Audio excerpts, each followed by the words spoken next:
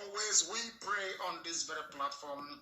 We say, Our Father who resideth in heaven, hallowed be thy name. Thy kingdom come, thy will be done on earth as it is in heaven. Give us this day our daily bread, and forgive us our sins as we forgive those who sin against us. And lead us not into temptation. Deliver us from evil. Deliver us from evil, we pray. We have evil around us. Zoological Republic of Nigeria. Please put this entity of hell to shame. We are gathered this evening to listen to your word and to your gospel. We are gathered that you may bless your inheritance. We are gathered to remind you that you live it forever and ever. Your abode is heaven, this very earth, your footstool. To remember your children and come to their rescue. To look upon our affliction, our suffering, our pain and anguish. To look at us, gnashing our feet. To see the subjugation and the degradation your children endure on a daily basis at the hands of those who don't even know you, at the hands of those who are not worthy to be called your children. That wasn't your intention for us. That was not your plan, because you wish that we shall live in peace, in harmony with progress and development. But those that surround us are today our lords and our masters, not through any device or capability of theirs, because they tried to invade us before but failed due to your grace. It is through the white man that brought Christianity with them. They gave us the Bible, they handed us over to Quran. That's exactly what they have done, precisely what's against the rule book. We ask you to please come and be merciful. Come and be kind through the white man. We are here waiting earnestly for this very miracle that you are performing in our time. We must also thank you for all the wonderful things you have been able to use us to accomplish and to be able to do. Because all over the world today, there is Biafra everywhere. Without your mercy, without the fortitude and the grace which you gave to IPOB, Radio Biafra, the whole world today will not know about you and who you are. As we said, the more you bless us, the more we spread your gospel, the more humanity understands who you are. The more they will know your name, the more they will come to revere it. Because as we said, through us mankind shall see the light. That is why we are the light of the whole world. That is why we exist. That is why we have brought light where there is darkness. That is why anywhere there is hopelessness, especially in the damnable zoological republic, we bring hope. Where there is destitution, we bring succor. Where there is homelessness, we provide shelter. Where there is anguish, we try as much as possible to bring joy. Where there is acute marginalization, we try to bring in inclusion. We have come that this gospel may nourish the souls of those without hope. They may nourish the hopes and the souls of those of them with nobody to turn to apart from thee.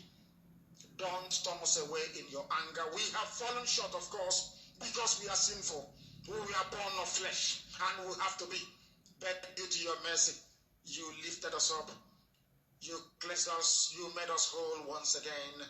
And we are here to preach this gospel, that your name and your name alone may be praised.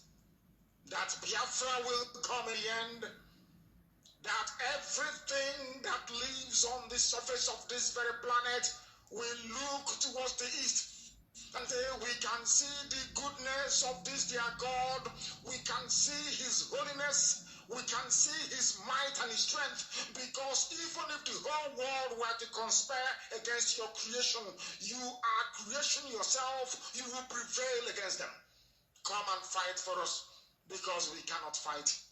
Come and drive away the enemies of your children, because they outnumber us. Come and restore your inheritance.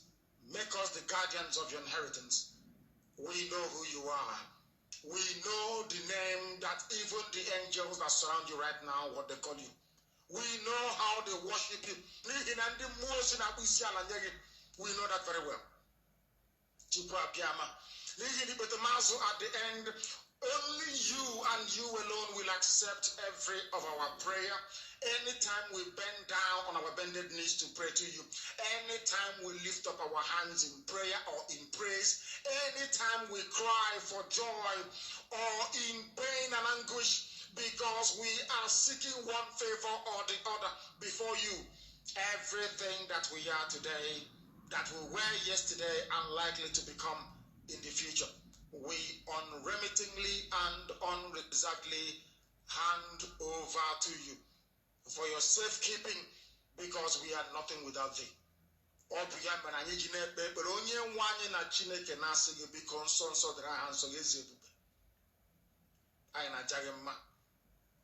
Because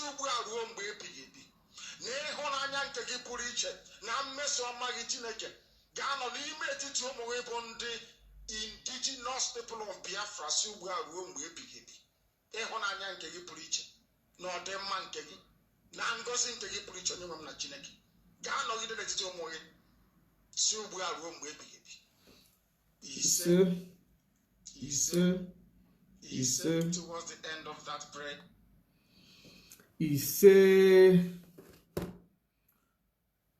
Greetings, good evening, good morning, good afternoon, great and wonderful people of Biafra, lovers of freedom all over the world. Good evening, good morning, good afternoon, great people of Africa, lovers of freedom all over the world.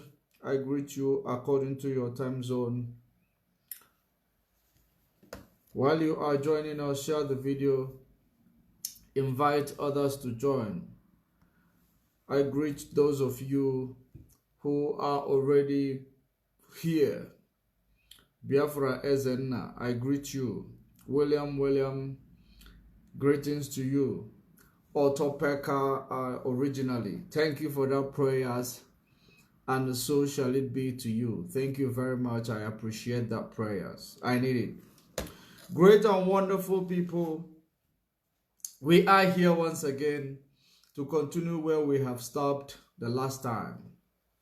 Of course, there is something that Mazen Nnamdi Kanu will always teach us. He taught us that consistency is the key. And then if you look at, how Africa was impoverished, how Africa was colonized, how Africa was dealt with, you will understand that it is born of the consistency of those who dealt with us. If they were not consistent, they weren't gonna win. That's why it requires our consistency in order to come out from everything they have done against us. And for us to achieve, we know that is it achievable? Yes, it is 100% achievable, and we are going to achieve. That's why when we are fighting for our freedom, we will not give you a date to say we are getting our freedom tomorrow.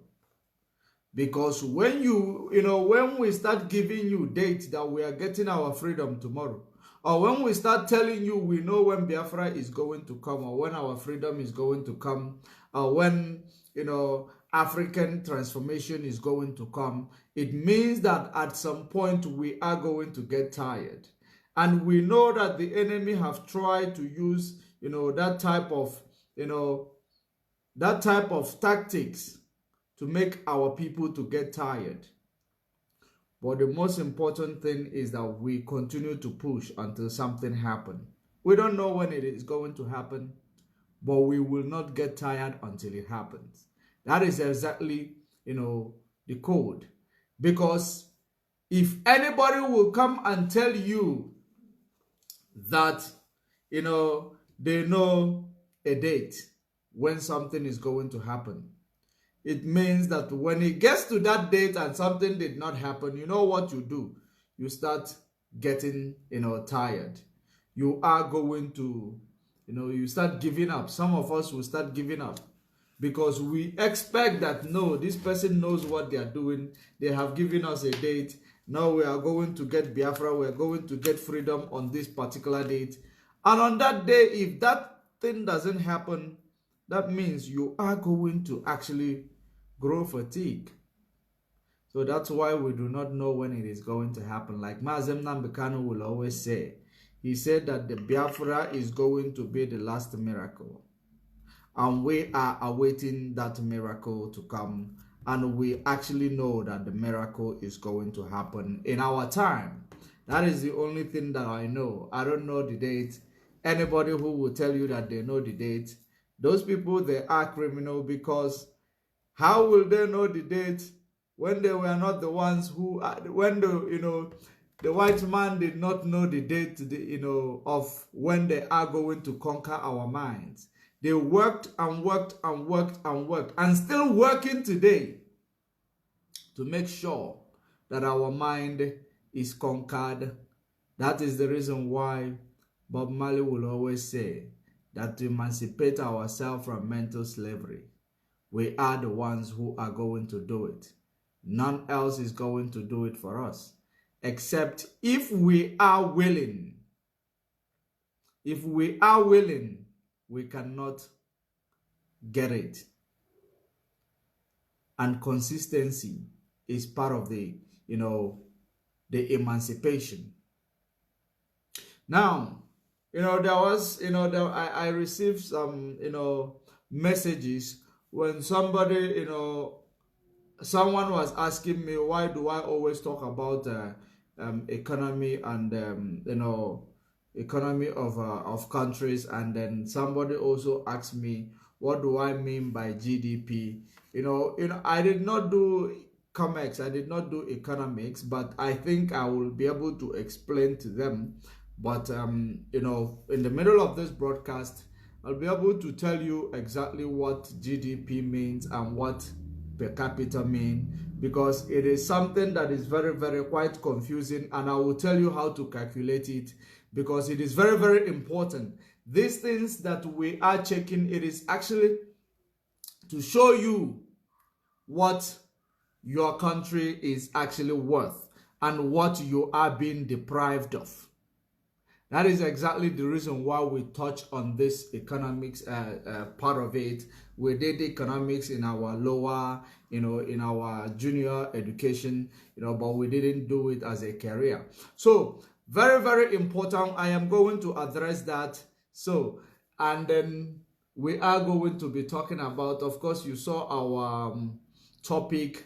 It is about, there is, the new development, just like we all know that Nigeria were pushing forward to Niger Republic, and today they are now, moving back slowly. They are moving back slowly because they could see it is not something that they will be able to achieve.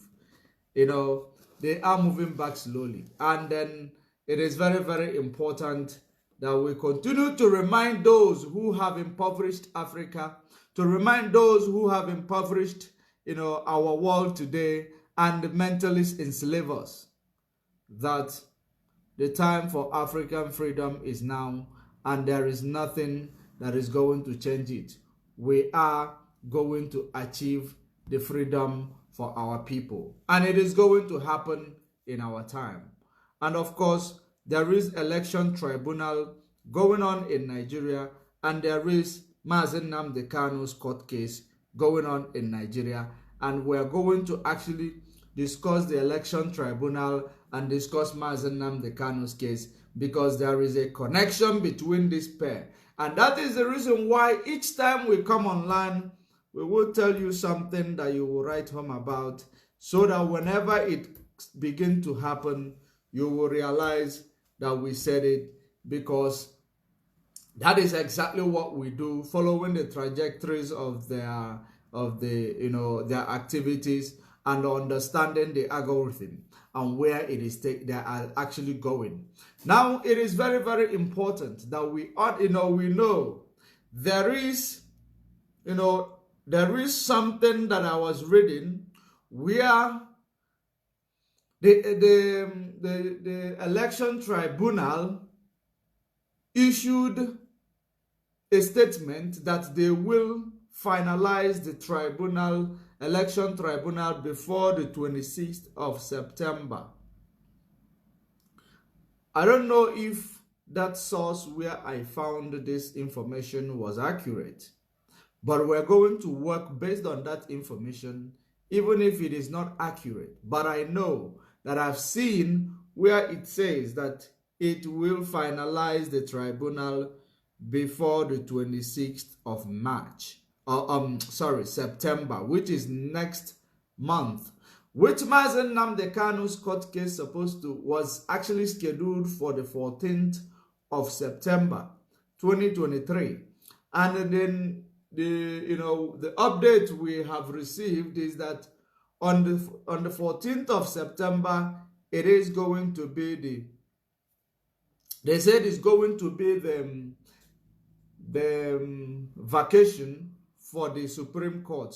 Supreme Court is going on vacation on the 14th of September, which is, very, very ironic that we have actually complained over and over again. We will continue to complain about it until we actually understand what is the reason why a court does not have calendar to understand when their vacation is coming up before they fix a court date.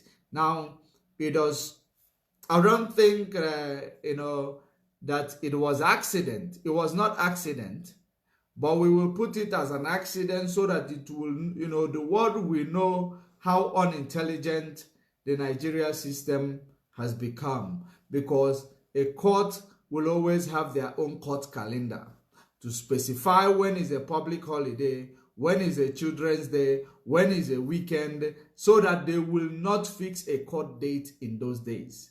But the Court of Appeal decided to fix the hearing of Mazen Nnamdi Kanu on their own vacation. What does that mean? What does that entail? Because they are playing games on Mazen Nnamdi Kanu's detention. They are playing games with Mazen Nnamdi Kanu's detention, and that game they are playing, it is actually a game that is going to destroy Nigeria, because it is, of course, you have seen that Nigeria is not taken seriously anywhere today. Nigeria is not taken seriously anywhere today. I saw many people were actually talking about why did Nigeria not call? Why did they not call Nigeria as a member of BRICS? And then, we know that Shetima was there at the BRICS summit. He spoke, he just read what they actually make up from ChatGPT.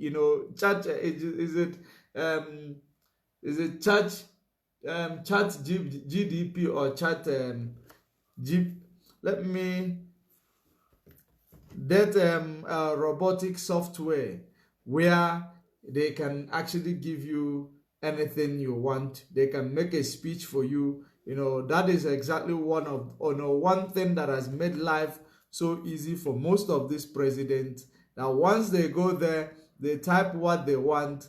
The chat GBT will now give them exactly what they want. So that's exactly what he went there to read.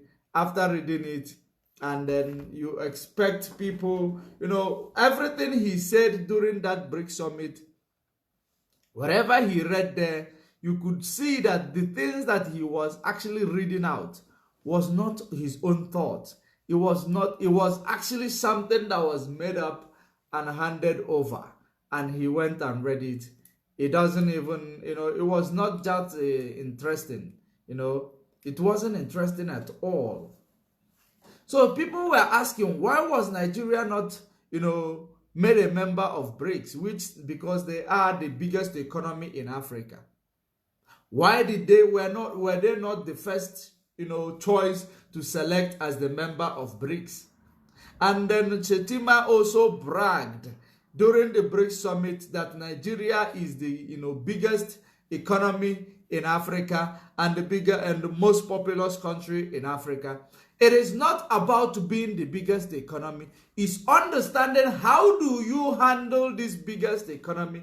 I believe that is the, most of the, the people that was taken up as members of BRICS in Africa. This is exactly how they were selected.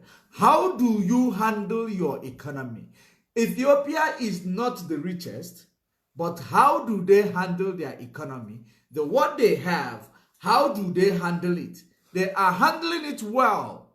That is the reason why they were selected. It is not about being the richest country in Africa or biggest economy in Africa when you do not have a good management in your economy, when you do not have, a good antecedent, in that from the election malpractices to many things, how do you think you will be selected, should be chosen over other people who are actually trying to help their economy to grow? Because in this BRICS block, this acronym of BRICS, it is all about people who are committed to grow their economy.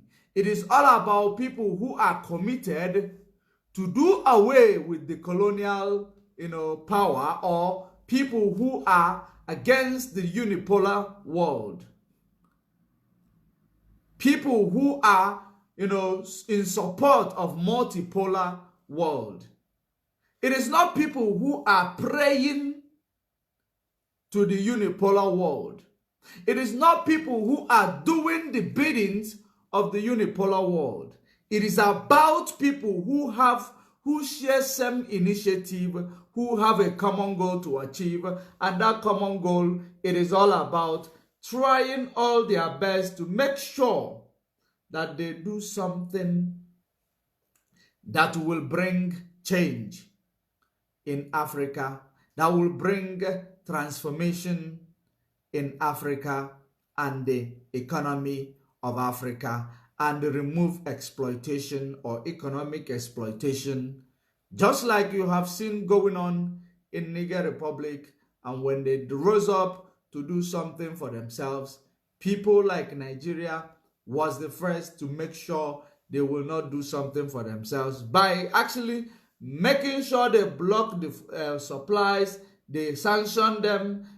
Of course, you can see the trucks which are supposed to deliver, service goods into Niger Republic. They were all stopped because of the sanction Nigeria gave to Niger Republic, and they were only doing it. They are only doing it only for two things. They are doing it for the sake of, their friend France. They are doing it for the sake of their friend, not even their friend, their boss. If I say friend is an understatement. Their boss France, their boss Britain, and their boss United States. This is the only reason why they are doing it.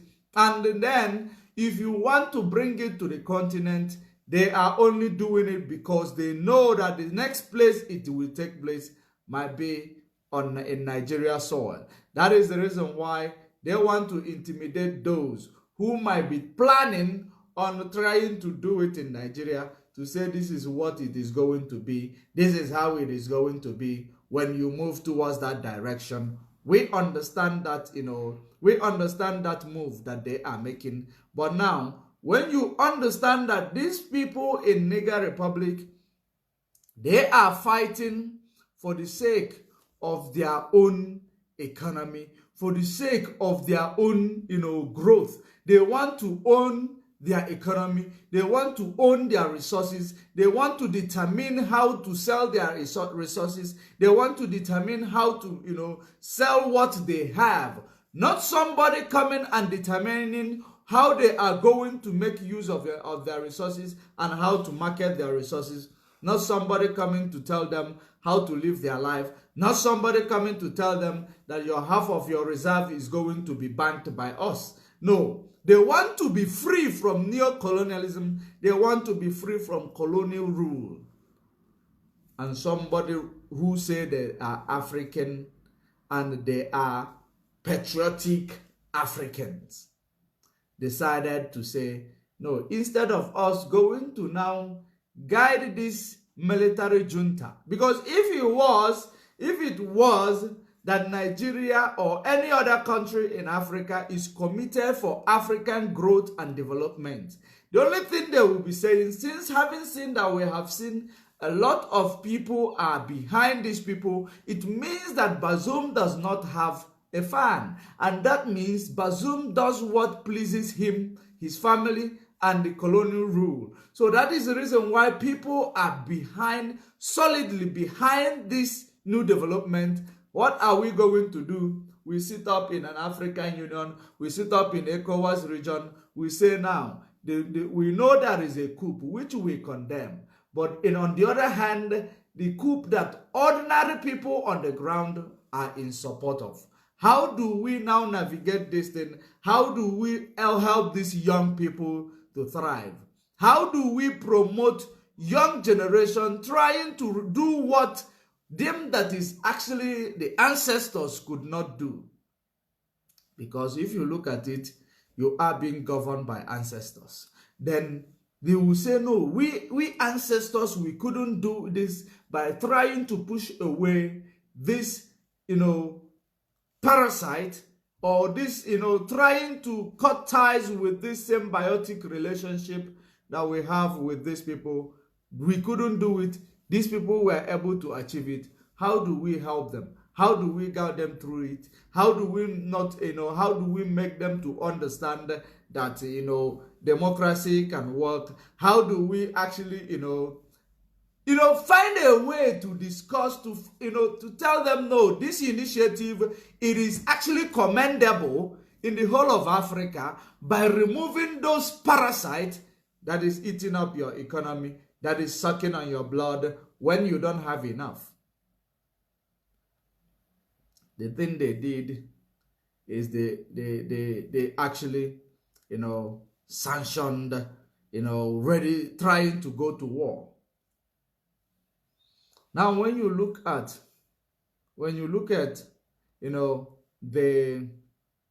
the latest news coming out of Niger Republic, you will understand that they ask France to leave. They have asked France ambassador to leave. Here, they refused. They refused to leave the country. What is the reason why they refuse to leave the country? What is their reason? And the reason why they refuse to leave the country, because they believe it is their own country. How can our slaves wake up to tell us to leave? We decide when we leave.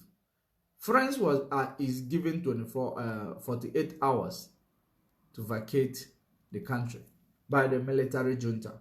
We're going to read the news about it. And secondly, if you understand that ever since France has been there, you will understand that the economy of that country has never grown. If you look at it, now maybe I will touch on this GDP issue.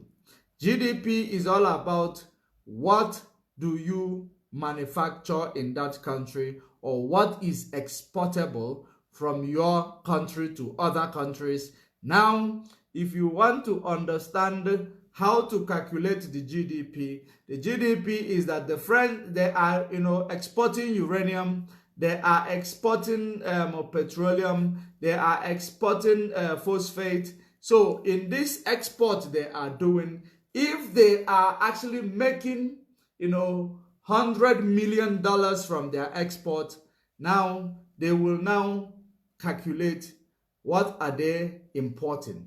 From that importation, then they actually export minus import, then that gives you your GDP. Now if you want to now calculate what is GDP per capita, it is all about GDP per capita. It's all about the quality of life you have in that country, the quality of life you have.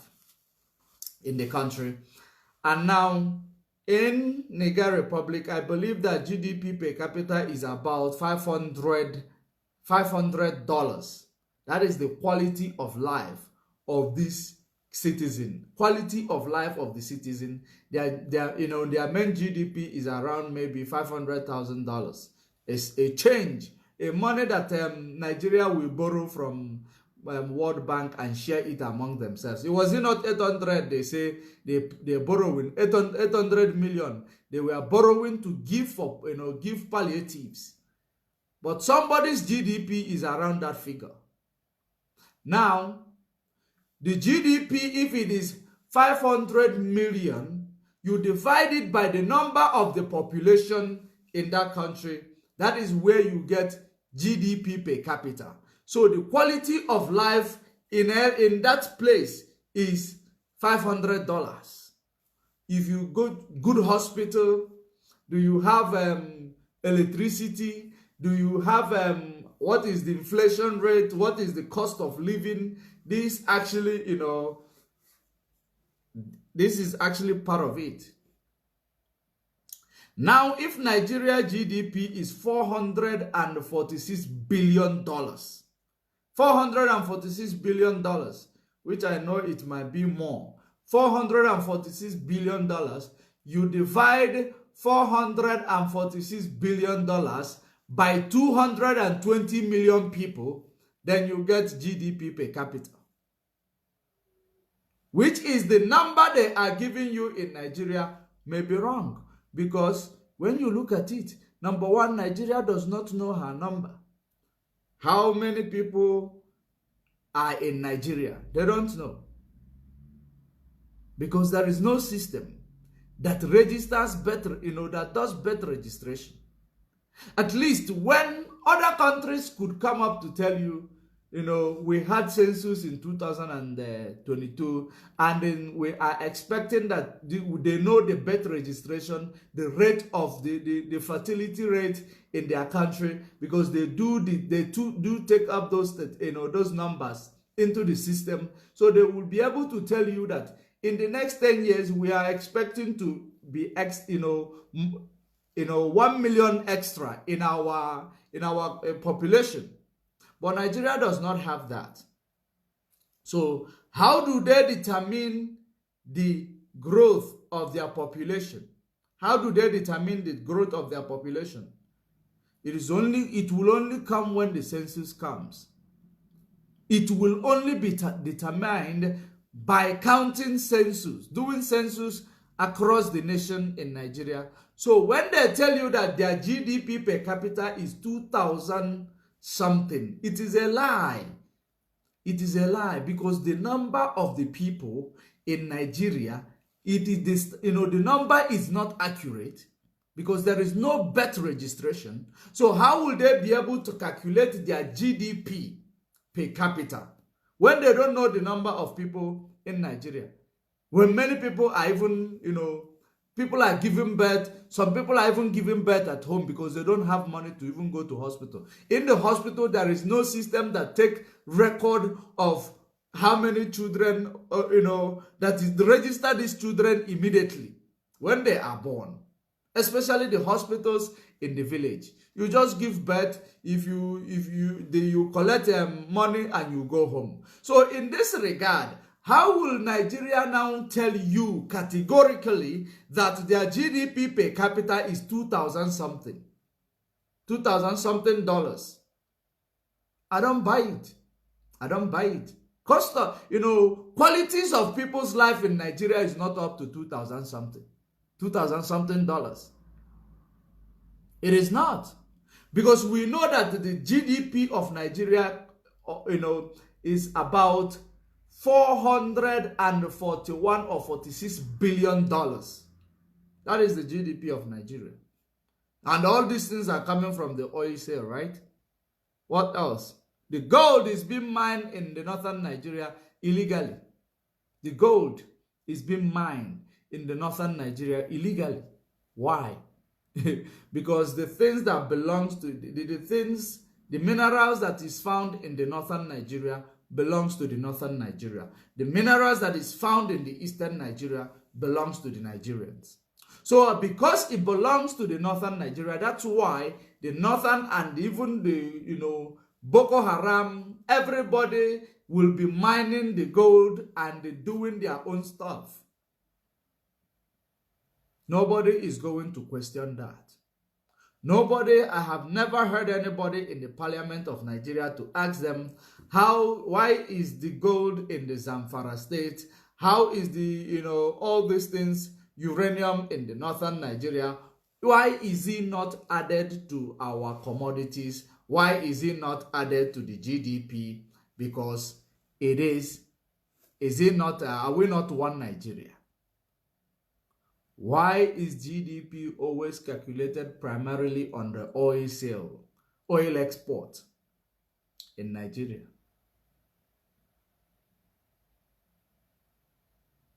So, those who were confused when we talk about GDP per capita, it is dividing the primary GDP, which is the, how much you make from your gross, GDP simply means, is it gross domestic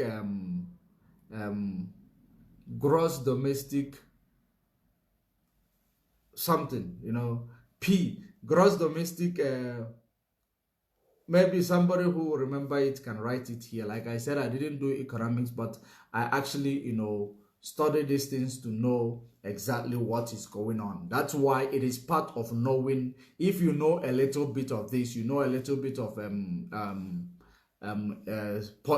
politics, you understand, so that when they are actually analyzing this, when you hear information, you will understand it. It is gross domestic product, or gross GDP, gross domestic product. Yes, something like that. So when you want to get your GDP per capita, you calculate your gross domestic product, how much you realize from it.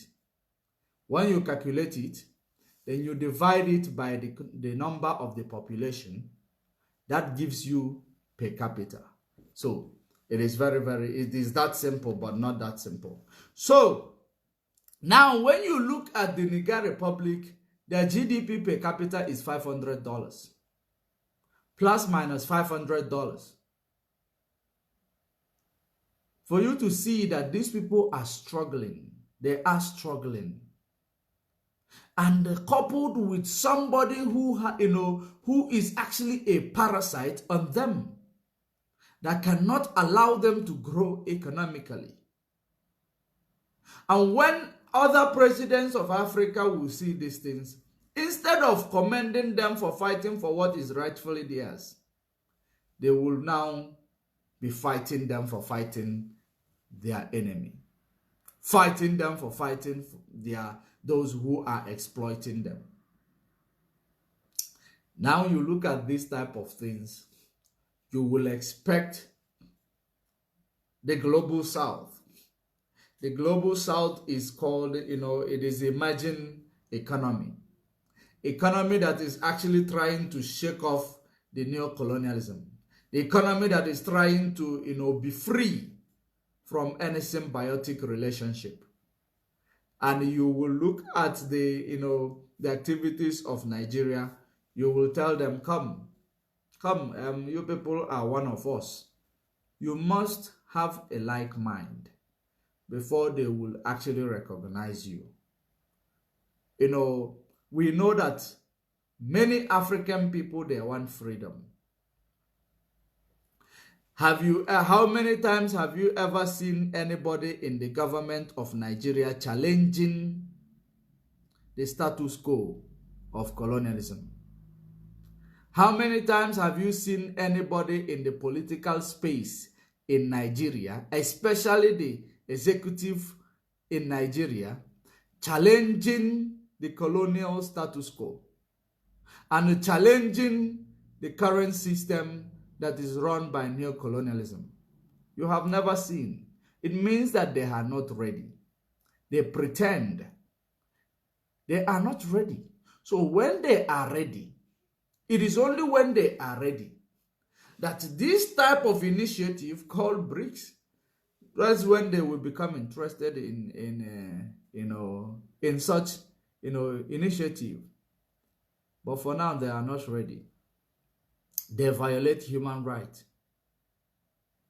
I heard people talking about many countries that violate human rights. I believe that BRICS will also look into this. Countries that respect human rights, countries that understand that is not going to be a snitch, countries that mean business, countries that that want economic transformation and economic emancipation. Those are the countries that the BRICS are going to be looking for. I don't think it is countries that are lying to themselves. Countries that the court does not know that the date they will fix is their holiday or their vacation. Why do you think, when you see this type of things coming out of a nation, do you think anybody will ever take this nation seriously? Who will take a nation seriously when this nation does not know the date they will fix a court hearing? When this nation does not know that the court calendar is very, very necessary so that they will not make a fool out of themselves. It is the same thing. Mazen Nnamdi Kanu's case on the 14th of September. It has become a vacation day. The judge that fixed that date, is he making a mockery of Nigeria's system? I think it is. The judge that fixed that date is making a mockery of Nigeria state. And I know and I believe if such mistakes is made in a big world, I think you will leave that vacation and you will try that case that day because you have a calendar. You will abandon the vacation and try the case that day. You have a calendar. Who could make such mistake in a professional court? It is not the court of Pumbo or hide and seek that you do when you are children. This is a court of, that is supposed to be a court of competent jurisdiction that fixed a court hearing date after how many months? After more than 4 months. They came to tell you, we realized that the court fixed, the date fixed is a vacation for Supreme Court. What an irony. What an irony. Do you think another nation would take such nations seriously? No nation would take them seriously. No nation will take them seriously because they don't take themselves seriously. Now, you will understand they did it deliberately. They did it deliberately only to spite Mazen Nnamdi Kanu or to continue wasting the time so that the tribunal will come in first. Now, let me remind them, you cannot cut your nose to spite your face because that's what Nigeria is doing now. That's what they did, cutting their nose to spite their face.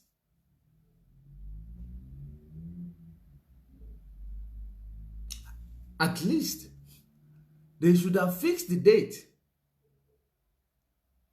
before the date of vacation. But the only reason why they fixed it was that they were measuring. What they did that day, they were measuring how long is the tribunal going to take.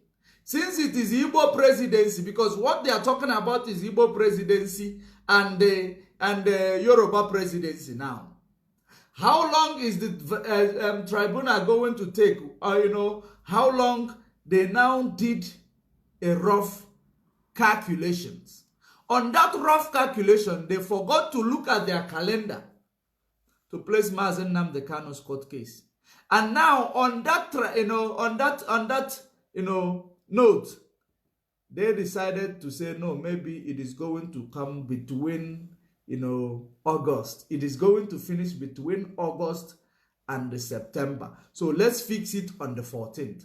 Maybe it is going to finish between the beginning of September. Then we will now know the verdict we are going to give to Mazen Nnamdi Kanu's case on the 14th of September. But now, the date now did not correspond to their calculations. And remember, if the date, they fix it deliberately, let me put it this way, they fix it deliberately on the day of their vacation, in case, if the tribunal did not come before that date, then they have to now give another date. While waiting for the tribunal, they will confirm by tribunal in order to give another date, because they are the court. They have actually calculated how long will it take for election tribunal to take place and conclude.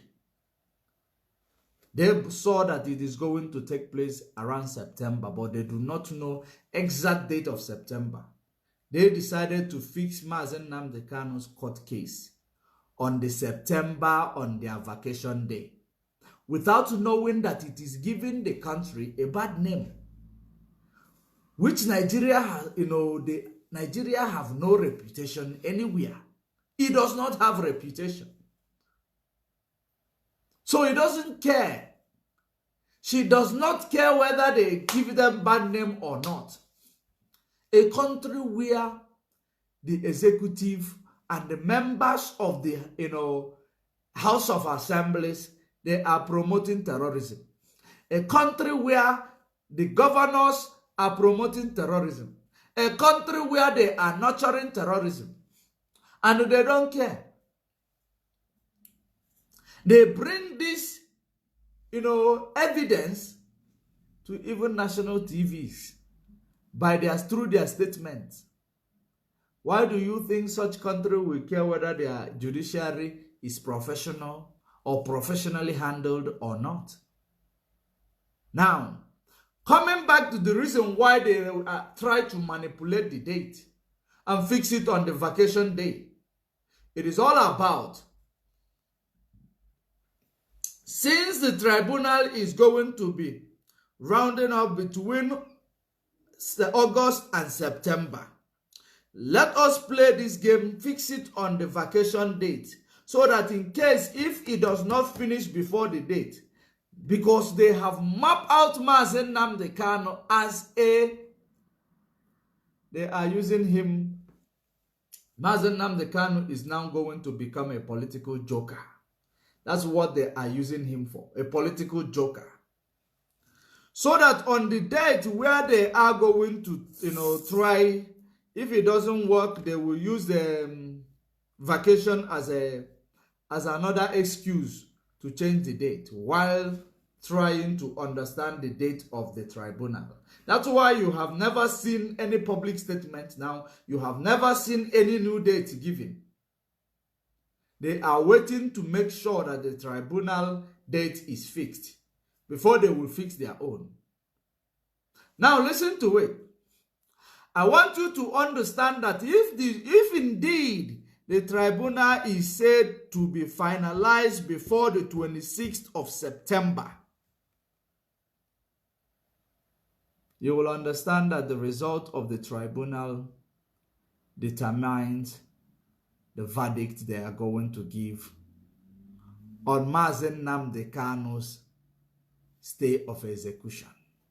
The colonial law, the colonial colonial act. You will understand that when the tribunal ruled against this incumbent government, and then the incumbent government will say, because he wouldn't want to go down. He wouldn't want to. He will never want to step down. That's one thing you should know. he will not step down. That's why you will be seeing people wearing t-shirts telling you, give him a chance, he will do well. We don't care who is there. Honestly, we don't care who is there or who is not there, because whoever that stays there, it is going to be the same story. As long as Nigeria is still under British oligarchy, there is nothing that will change, regardless of who is there or not. So we don't care who is there. So the most important thing we want is to release Mazen Nnamdi Kanu, because he has committed no crime. That is one thing that we care about, the release of Ohamadike. The release of Ohamadike. We don't want, we won't tolerate Mazen Nnamdi Kanu being used as a political joker. Because what they are trying to do now, it is to play a game. If there is a tension, because they believe the tension is only going to come from Biafra land, tension of obedience and their mandate, tension of whatever they are looking for. They believe they will use Mazen Nnamdi Kanu to say, okay, we settle you with Mazen Nnamdi Kanu, Eastern region, okay, take this one, make una they calm down small. Most important thing we want is to release Mazen Nnamdi Kanu. Mazen Nnamdi Kanu is not a politician. And I don't think whether you are holding him or you are actually going to use him to play that game, it's going to change anything. It's not going to change anything. Mazen Nnamdi Kanu is a freedom fighter. Mazen Nnamdi Kanu is not interested in Nigeria politics. Because the last time I checked, Mazen Nnamdi Kanu made it clear before he started this agitation, he made his request, and that request was turned down. Instead of adhering to such a request, they send army to go and kill him. That's when Mazen Nnamdi Kanu decided to fight for Biafra restoration fully, because he has seen that there is nothing that will make British to agree to anything that will bring economic growth and stability in Nigeria, because Nigeria as a name, it is a British franchise. So since Nigeria is a British franchise, there is nothing you will do under Nigeria that you will not seek for the permission of Britain. So that is the reason why we want to actually go our separate ways. We want to break free from this franchise. We want to break free from this franchise. And it is actually, destroying our economic growth and stability. And if we are able to do away with this franchise, that's why we always tell Nigeria that you will see economic growth. You will see changes in everything. Because as long as you are still under a master, you will not do much. Because you are not free. For us to be free in Nigeria, we must be able to destroy the status quo. Destroy the status quo. The structure that was made by Britain. The structure of amalgamation we must destroy, and we will determine our fate by ourselves. That is the only way we are going to be free in Nigeria. There is no other way. And number two is, immediately when there is freedom for Biafra, that means the status quo is shaken. it will no longer hold water. That means there will, if Oduduwa and the North, who are actually, creating their relationship with each other, if they will, since they are understanding each other, at least they will know whether they will understand each other under British oligarchy. We that are Biafrans, we are no longer, we do not want British oligarchy anymore. We do not want the British franchise to be part of British franchise anymore. We want to be free. We are in the 21st century. We are in the 21st century. The British amalgamation is more than 1 century. So it was done in 19th century. It was done in 19th century. So now we are in the 21st century. And they, according to the amalgamation, it was an experiment that is meant to expire after 1 century. And that amalgamation expired already. That's why we can no longer be part of it. Because it expired, the leadership in Nigeria continuously to maintain the status quo. And it is not good for anybody who lives or come out of that Nigeria. And that is the reason why Nigeria government will not like what is going on in Niger Republic. Because it is teaching them what they're actually supposed to do. After the expiration of the experiment called the amalgamation of 1914. Probably 107 years or more ago. More than 1 century. More than 1 century. More than 1 generation. Somebody had enslaved you. Somebody has been controlling you. Somebody has been actually, remotely. They are not controlling you sitting there. Remotely controlling you. And you have never said to yourselves, enough of this remote controlling. Enough of these things. Let us take our destiny by our hands. Why can't we change these things? Because it has never worked for us. It has never worked for anybody. Is it not a shame? Is it not a shame that when one person, there is a man that Ohanes Ndigbo showed us that he is a computer wizard in the United States. Is it not a shame? He is an Igbo extraction, but he is doing it for the United States, not doing it for the Igbo people.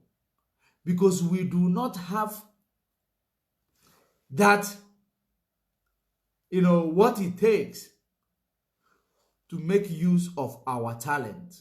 We do not have what it takes to make use of our, our uniqueness.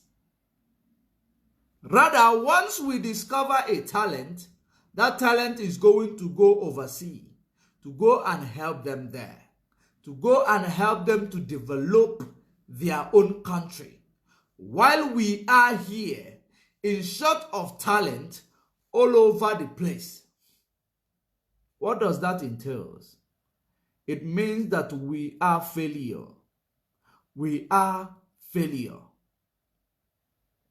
Like I said, I will make out time for us to understand what prompted the Berlin Conference.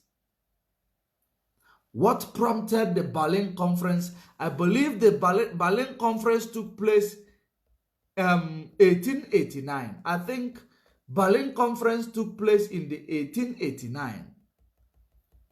What prompted it? This is something that we must actually ask ourselves. And if you understand exactly what prompted Berlin Conference, that is when you will start to realize that no, it is gone so long.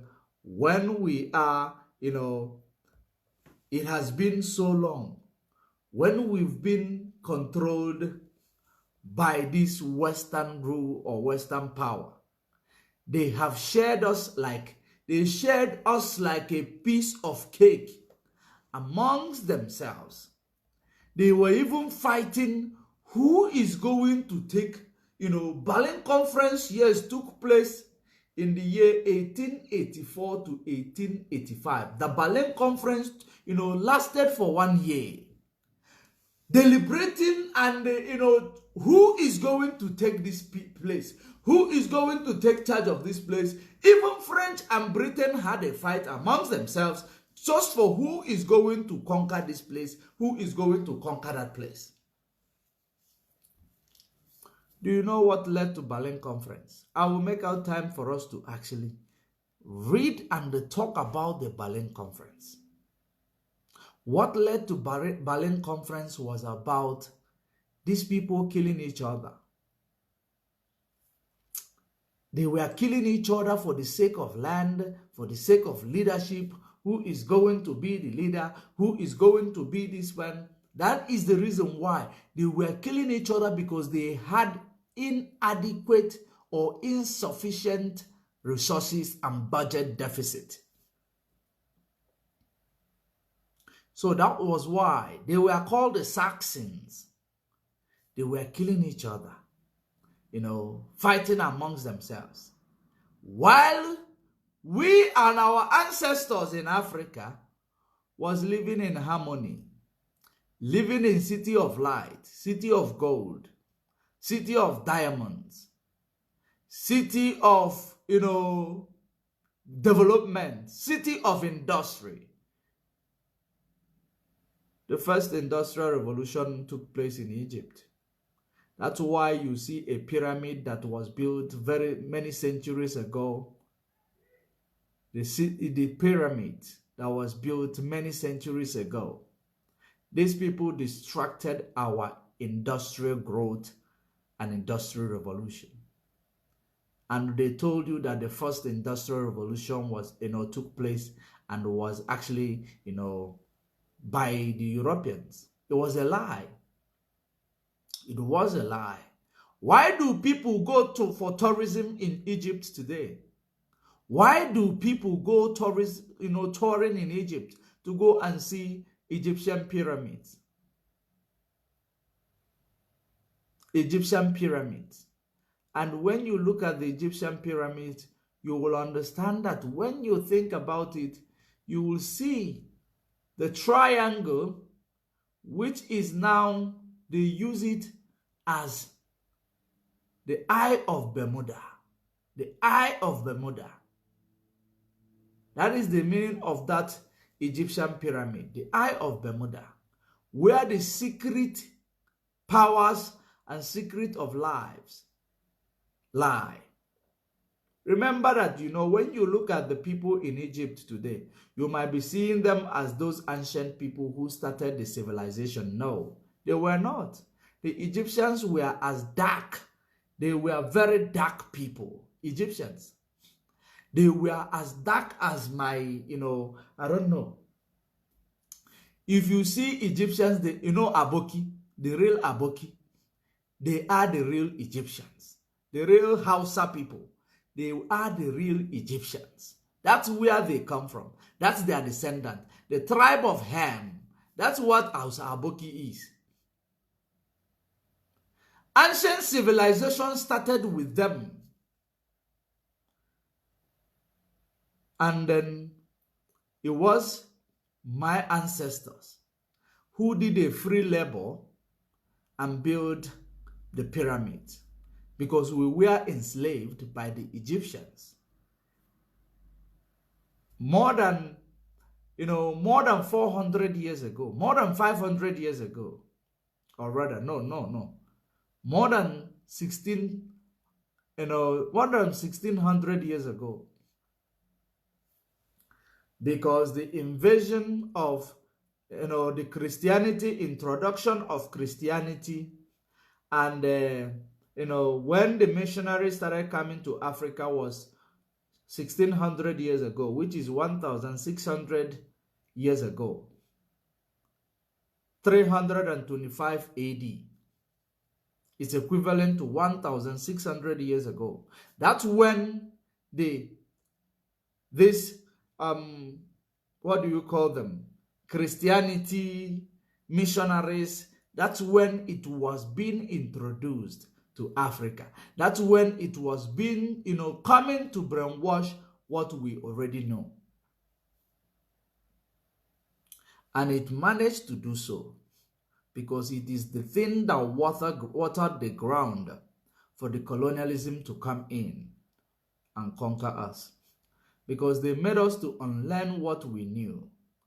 And what they did was that they took our,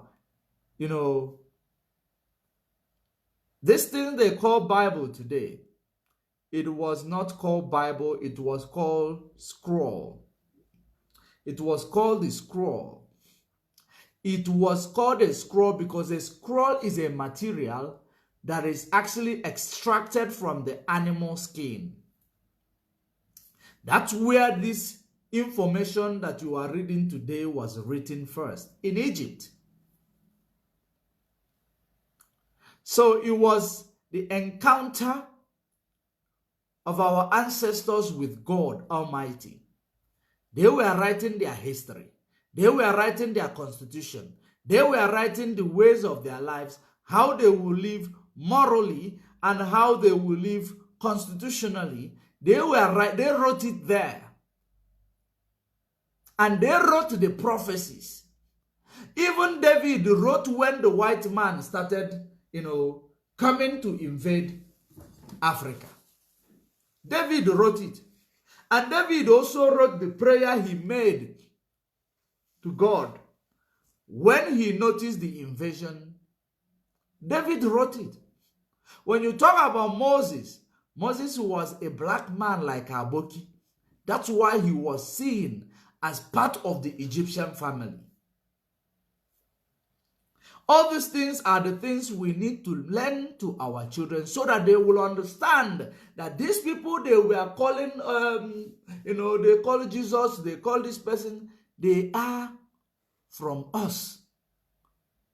Because it is to undermine our capability. It is to undermine our status and our status quo. That's why you find the man called Jesus today being a white guy with blue eyes.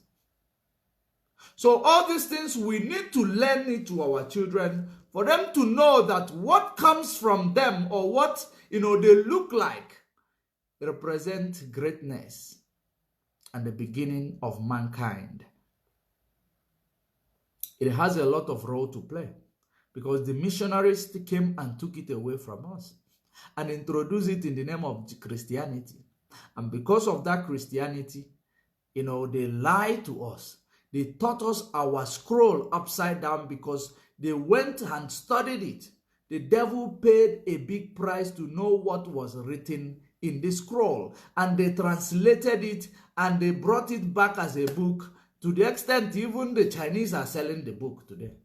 Even though they don't read it. They are selling it, but they don't read it. It is not their book. That is the reason why, we can, it is difficult for us to understand whom we are. I heard one of the veteran Nollywood actor today talking about if you speak Igbo in our various schools in Biafra land, if you speak the home language, that you'll be punished. You will be punished. Which is actually, nonsense. Those schools must be closed down. When we are preaching for our physics, chemistry, biology, and geography to be written in our mother tongue, they are now, making it, they are actually, demonizing the Igbo speaking. Our language spoken in school, they are demonizing it. That is a systematic, way of neocolonialism. That is a neocolonialism. You will not speak Igbo, our language, in the schools as a child, in secondary school. Then what are you going to speak? You speak white man language in Europe, and you are in Africa. a black African. That's why they call you black monkey. Because these old people or these ancestors, they are very quick to adopt everything given to them, but will never innovate anything. Will never innovate anything. The richest country in the world is Luxembourg. The richest country in the world is Luxembourg. And I believe followed by Switzerland. Because Switzerland is where IMF is coming from, right? Luxembourg. They have the GDP per capita, highest GDP per capita, more than every other country in the world. Even though they are not even up, I don't even know if they are up to 1 million. A very small country. So when you look at, how these things are counted, when you look at countries that you know they don't have anything, but they use their brain. They use their brain that God gave to them to actually become the best. That countries that has everything but have no brain. That is the most countries you find in Africa. Every time it is all about kill, save, about who is going to be the political leader. People from Europe, from the global north will be pushing their own candidate. People from, I don't know, it's always people from the global north that are pushing their own candidate. So that they will continue to be the great, to control the nation. But it looks like now, because if you are looking at the way things are going, you might start seeing people from the global south, even, sponsoring election campaigns in Africa. And that is exactly what we are trying to, we are actually trying to make so it doesn't happen. Because if we are having a bloc that is called BRICS, and people from that BRICS sponsoring election campaigns, in the other nation, in other countries, that means they are holding monopoly of that nation. They are giving monopoly of that nation. Because now, that's why we are, in this initiative of BRICS, we just hope that African, leaders, because we are seeing African leaders, it is African leaders that are going there. We have not seen African people, talking in this initiative. So, you shouldn't be changing a place where you are going to beg. Because you've been, Africa has been begging from the global north. Why the global north has been stealing from Africa. Then Africa, after stealing from Africa, Africa will go and beg them for some of the things they will give you. With a bowl. Doing it like this. Help the blind man and abandon children. That's what African leaders are going to Europe to do. Help the blind man and abandon children. They will give them money. We are going to be giving you this every year, every month. Funding, free money. While they are stealing your life away, but giving you change because you are greedy for that money that you are begging for. I hope Africa will not be changing their bowl of, begging bowls from the global north to the big east of the global south. I hope so. Nobody's supposed to promote your election campaign coming out from any other nation because it is about, economic, imperative. Anybody who is going to sponsor your political campaign from any country that is outside your country, That person, what he is actually targeting is to control the country through you. And we need to tell ourselves the truth. We need to seriously tell ourselves the truth. They will control the country through you. And that is what we have seen. The reason why I have been digressing, touching on all these things, is to tell you that this is the reason why we do not want to be part of Nigeria anymore. Because Nigeria have succumbed to this, institution of neocolonialism. Nigeria have succumbed to this, status quo, and not willing to call for change.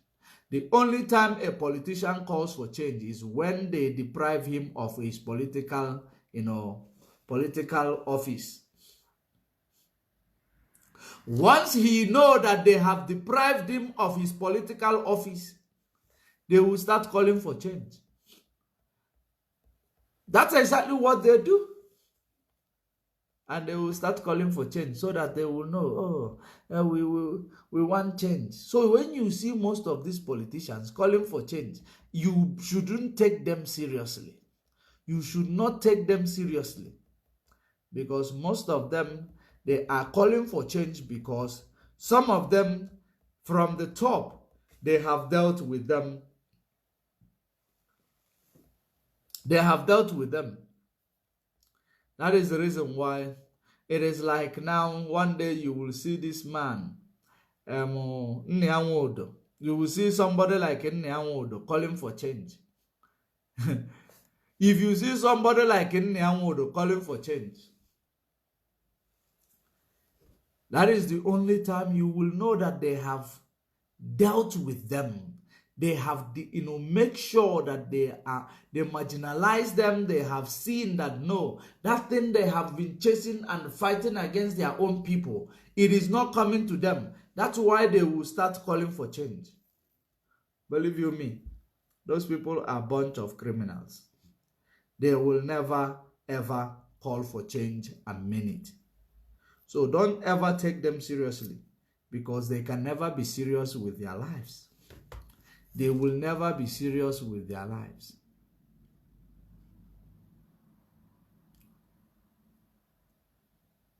They have actually, if you find somebody like Joe Ibokwe or Joe Ibokwe, right?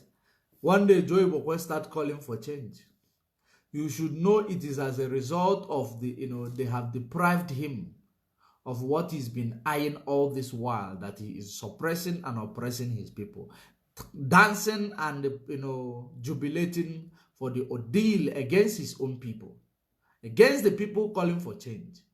So anybody that is initiated in the politics in most African, in the African countries or in African continent, you should not take them seriously. They can change tomorrow. They can change tomorrow. These are places where you will realize that if you are dining or eating with the enemy, you should always use a long spoon or long fork so that you will have a space to escape from them. If they start talking good today, just use a long spoon or long fork, so that you will know that you will have a space to escape from their, venom. Because once they call them and give them political office, you will find them changing their topic immediately, because they will never and have never meant well for any one of us, and they will never. That is the reason why we are continuously making sure that we are focused and we are resolute. We will never actually be deterred by anything that they do or whatever they say or how they have changed. No. If they deprive them of political office in APC, they will come and speak against APC, and they will speak for PDP. If they deprive them of PDP, they will go to Labour Party, they will speak against PDP. And why do you think this type of people will ever be serious in their life? When they will be in APC, they will be speaking good. APC is this and other parties are this. But once they are now declined, if they decline them from their, mandate, they will run outside and they start criticizing. The same thing is applicable to, you. If you believe that you look at these people, you think they are, working or speaking on your favor. Believe you me, you need to go and rethink again, because they can never speak on your favor. Because whatever they are doing it for their own selfish benefit. They will never change. The fact that I say that, when I say that all these young people should start, engaging in politics, I didn't mean that you should go and become a politician. Because, most of the people will misunderstand that. You don't go and start, becoming a politician. You engaging in politics means that you follow the politics to understand their trajectories, to understand how they manipulate, how they bring about their manipulation. If our people now who still believe, like when they say obedient, they come out, get your PVC. If you are politically enlightened, you will know that even if you get your PVC or not, it will never change anything. That is what it means. It is about this Western way of politics that they are playing in the name of their democracy. The West is playing democracy. Africa is playing democracy. That's exactly what you see there. Election took place where in Africa? Election took place in Zimbabwe. The ruling party, I believe, was declared winner. And the other party, said no. There is election, malpractices. So when you look at this, it is always going to be the order of the day in Africa. When you look at Donald Trump, because he is answering a case for refusing to concede when election was finalized, I believe, was it in 2020? Was it in 2020 when election was finalized, he refused to concede? That's the case he is answering now. Racketeering. So when you understand that, why is he being tried for the sake of refusing to, concede? Because they believe that the system, you cannot say that they rig election in a place like USA, even if they do. Even if they do, because when they do, there are people who control a nation like that. They will tell you it is the best thing, the best business for the Americans. They will tell you it is all about what is best for Americans. The people who run the show. So you have no right to question it. And if you look at it, they are going to do what is best for Americans. They will not go contrary to that. What is best for Americans? But Africa, Americans and the Europeans, they will be choosing what is going to, be worst for you. That's what they choose. Opposite of what they do from their side. They choose and sponsor people with a criminal track record. The reason why they will always choose people with a criminal track record, you will understand it is for them to use that criminal record to control them. They will use the criminal record to control them. When they can no longer deliver as per agreed, they will now start exposing the criminal record. Then people will start now speaking about it. Then some people will say there is a leak information, there is a fake news. It is no long. Many of them are not fake news. It is actually, the way they leak it to the public domain, the criminal record. They use it to tell you, no, we are still in charge. And if you start doing what they need to do, what you need to be done, they will push it as a fake news. They're still going to change the narrative of what they have pushed out there. They are in control, 100% in control. That is the reason why it is very, very important for the young people to start engaging in politics. Do not go and become a politician. That's not what we are talking about. Engage in politics so that you will understand politics. When somebody comes to you to promise you of heaven on earth, you will understand that the politics, this is the way it is done. It is not as promised. It is never as promised. Because African politics is not independent. There is no, the way Africa is not independent, the way their politics is not independent. So, why do you think that there is somebody that is having a political will to make it to the position of leadership that will fix your country, when they are being selected by the big world? And this big world determines who is going to be and who is not going to be. Now, first of all, that is the reason why you will see countries like, there is, let me read this news that is coming from Niger Republic, so that we will understand exactly why, when we talk about, when we are talking about the Western power against Africa, people does not take it seriously. People believe it is about, people talking. Now, let's read what is coming out of Niger Republic before we finalize what is happening in Nigeria.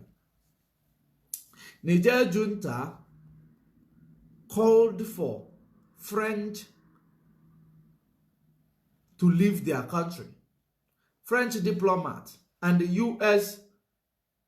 Was it their military to leave their country. I think U.S. packed their things and go and left. But French refused. That is what I'm going to read now, what they decided to say to French, since they have refused to leave. Because it looks like as if it is now their country. Niger junta gives French envoy 48 hours to leave. 48 hours to leave. The junta said Sylvain Ite had refused to respond to an invitation to meet Niger's foreign minister. France, or former colonial power, said the purchased have no authority to order such an expulsion.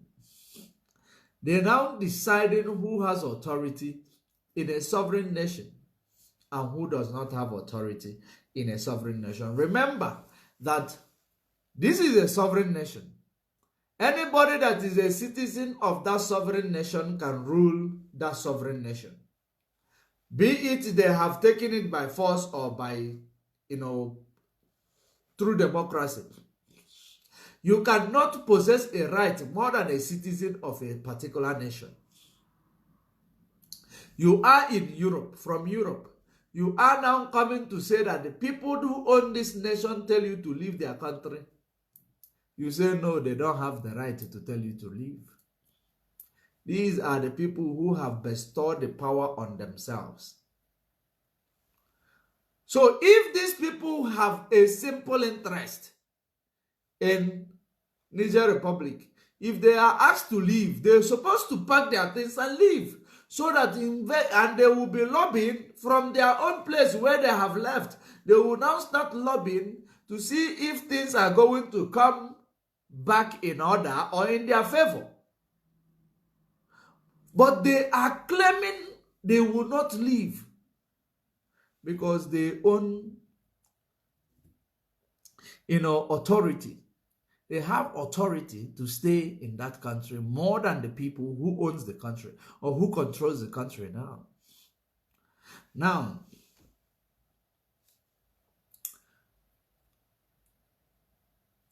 Paris opposes July coup, saying that ousted President Mohamed Bazoum must be returned to office.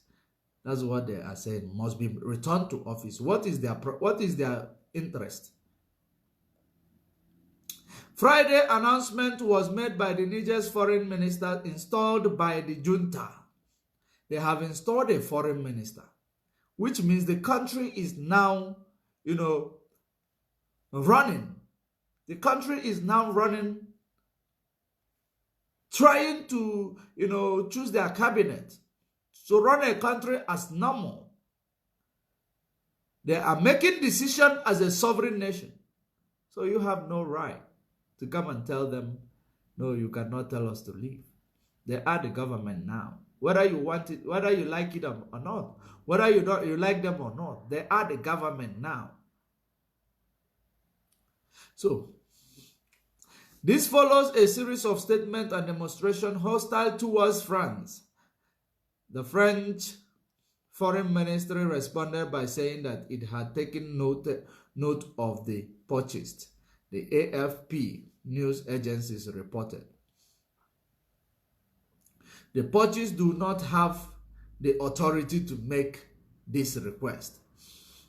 These ambassadors' approvals coming solely from the legitimate elected Nigerian authority. The minister added, the legitimate elected Nigerian, which is your puppet, is no longer in the position of power. Why are you forcing it? Why can't you retreat and wait to see if there will be a restoration of your puppet? Then you will now decide to know whether you have left for good or whether you are coming back. It is quite simple. Respect people's space. Respect people's sovereignty. They are the citizen of that country. They have the same right as the citizen of the Bazoum. If Bazoum have right to be elected into the position of leadership, any other citizen possess the same right to become the leader of that country, as long as the population or majority of population is solidly behind that person. Nobody is created to become the leader of any nation. Everybody have the right to contest to be the leader of any nation. That as long as you are a born citizen of that country, you have the right to contest, to be voted for, and to vote for other people. It is within your right. Now, these people are the citizen. You are not. So they have taken over the power. Your own stooge is no longer in the power. So he cannot make a pronouncement. He cannot make a speech because he is now a prisoner. And you are expecting somebody who did not serve his own people good. That his own people are happy for him being ousted. And now you are now forcing the people to accept, to push him, bring him back, so that he will continue to impoverish them. Like I said, it is not as if military is the best for anybody. It has never been the best. But in a situation whereby ease does not go, people will not be afraid to try wars. That's how it is. People will never be afraid to try wars because ease is not going. They will go back to the past. That is the wars. To see if there is anything that will come out of it. It is all about people trying new things, not knowing whether it is going to work for them, because the one they have seen, it has never worked.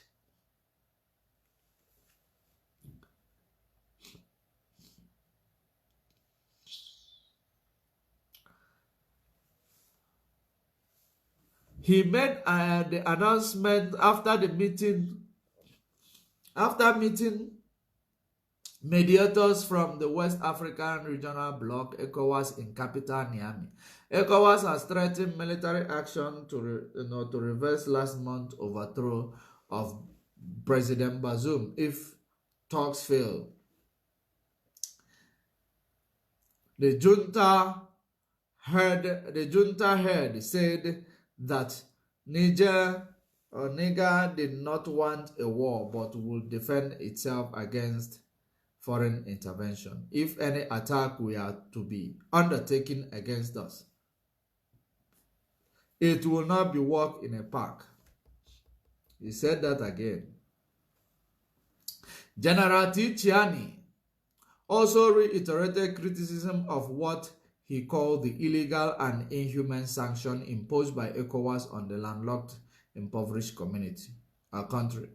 This has included cutting electricity, resulting in blackout in Niamey and other major cities, as well as blocking crucial imports. Lorries drivers have been stuck for weeks waiting to bring in supplies, forcing up food prices. Did you see that? That is what they have the sanction was able to do against these people. Now, each and every news coming out, it is all about that the ECOWAS say they will use military intervention. And now, they will use military intervention. It is now becoming the everyday talk, everyday topic. We will use military intervention. We will use military intervention. It becomes like, it becomes as if these people are not serious. Because they are doing it to threaten people as if they are threatening children. As if they are threatening children. If you don't do this, I will beat you. And then, they, of course, they are not threatening children. The people who took their time to have a coup against a president, you think they will just concede and give back the power to the president so that the president will crash their plane? Or so that the president will kill them by hanging? Or will forever imprison them? Africa, we know, that does not have law. No matter how much the talk goes, they should stop coming out, they should stop dreaming and come out from their dreamland. They have planned and did this. They will never reverse it until they have achieved their goals. They haven't achieved their goals. They should be given, a benefit of doubt, because the country has been poor even under the Bazoum. There has never been a change. So let them try. And they should stop making this noise of military intervention, standby forces, because it is not working. You are not talking to kids here. They should stop making that noise. They can't do nothing. Unless if they want to be like Ukraine. They should try. You see the way the Ukraine leader, the Ukraine leader will always go in. He doesn't even have shame. Even if he has begged you for missile, he will go and beg you for plane. From begging you for plane, he will go and beg you for gun. He will beg you for what do you call it? Is it S20 or F20? So he was going around every country begging for weapon. I don't know what will be the fate of Nigeria and their ECOWAS. Where will you go and beg? Is it this what do you call it? Super Tokeno that looks like Oshanagogo. What do you call this Opana? What do you call this ant? Locust. This is your Super Tokeno that look like locust that you will go and use to fight a war. How many of them do you have?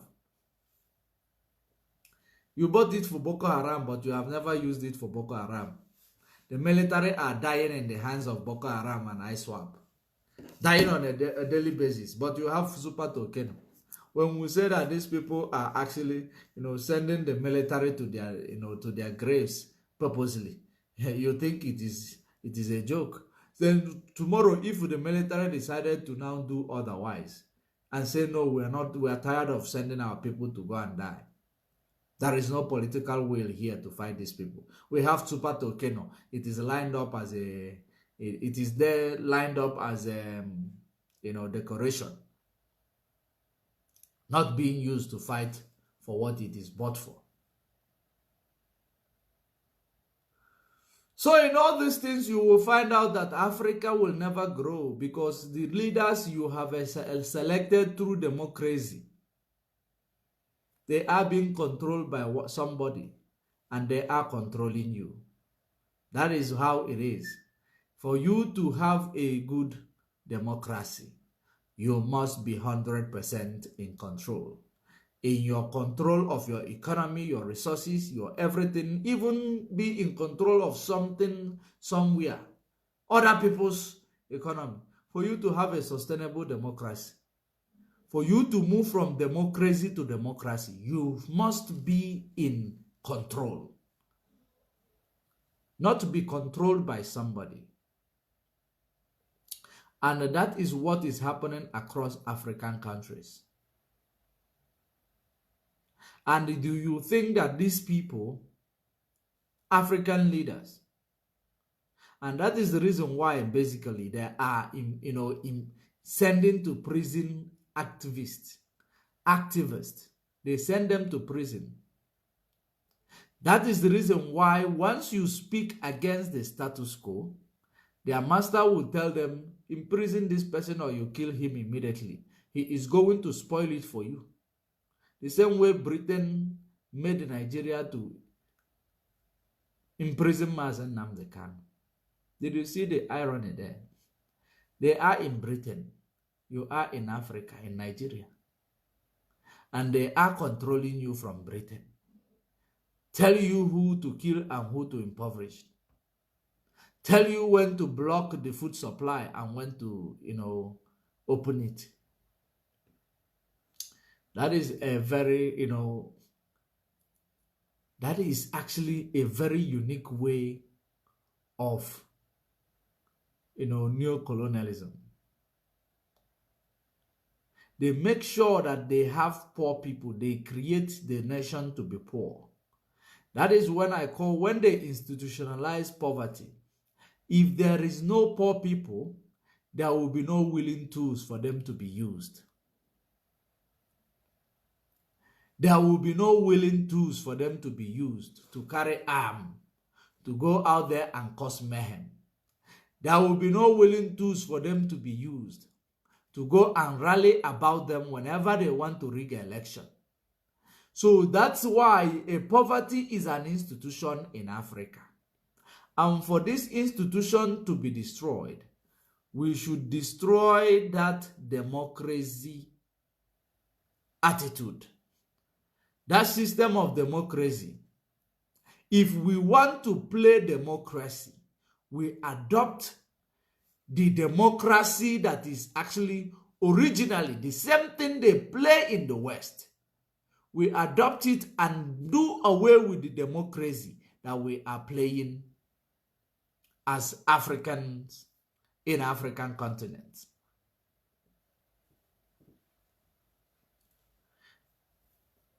That is the same democracy that you see people every time there is an election finish in the African continent, they are going to court. Zimbabwe is going to court now. It's going to go to court. Nigeria is in court. The same applicable to many countries in Africa. Once the election is finished, court. Because they know the game. They know that you did not win. They know the game.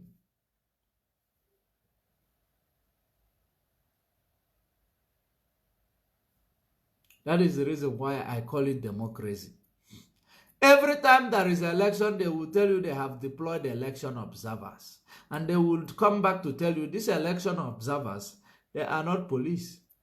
They cannot police the election. They are just there to watch. They have no other job to do other than to go there and watch. Even if they go there, watch, finish, there is nothing positive that will come out of them. If they report whether the election was rigged, nothing, it does not have any significant effect to it. So why then are people wasting their time claiming that they are election observers? Avenue created just to use it to confuse the gullible people. We know these things does not work. So we do not have much to say. We will do our good, our normal broadcast. We will resume tomorrow evening, because we have a lot of things to actually analyze and talk about. So we will resume tomorrow to make sure that we do our analysis while we are looking, using our studio. If there is a video that we have to play, we bring it in, we play it. Because most time I don't feel comfortable doing a broadcast like this. I feel like I'm stuck somewhere. I need to be able to bring in things, bring in things, So, but however it is very, very important that we continue to remind Nigeria government that we know the game they are playing. We continue to remind Nigeria judiciary that we know the game they are playing. And that game they are playing, it is not going to be a solution to them. It is better for them to release Mazen Nnamdi Kanu and stop using the life of Mazen Nnamdi Kanu to play their political joke, to do their political joker.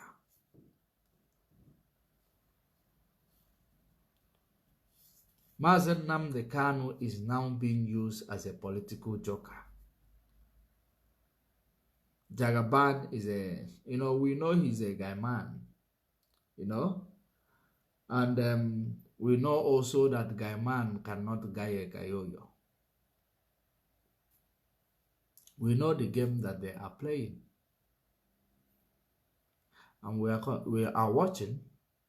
We are also watching to see the date they are going to fix Mazen Nnamdi Kanu's case. Since we have heard that before 26, they will give verdict for the tribunal. We are going to watch. And don't forget this. Continue to remember it and follow it, so that you will understand what I am telling you, that they are using Mazen Nnamdi Kanu's case as a political joker. Because you will see it. They will bring it to the open. Because they wouldn't have a choice at some point to do so. And until we meet again, I know we are going to meet tomorrow. And we will talk about because the vessel, I believe there is another vessel they set ablaze in around Biafra land, and I believe it is around where is that place? They set it ablaze. Another vessel that instead of them capturing this vessel, for people to know who exactly is the oil thief, they set the vessel ablaze. We are going to analyze that information, but I will want to bring up that image of those vessels, because so that the world will see what we are talking about. So we are going to meet tomorrow evening. I don't know what time, to actually bring the exposition and the rest of the analysis that we're supposed to do plus the gold mining we're going to do with the northern illegal gold mining, and bring it together with the eastern oil theft. Then we will analyze it together and bring it to context. Until we meet again, stay safe and stay informed. Bye for now.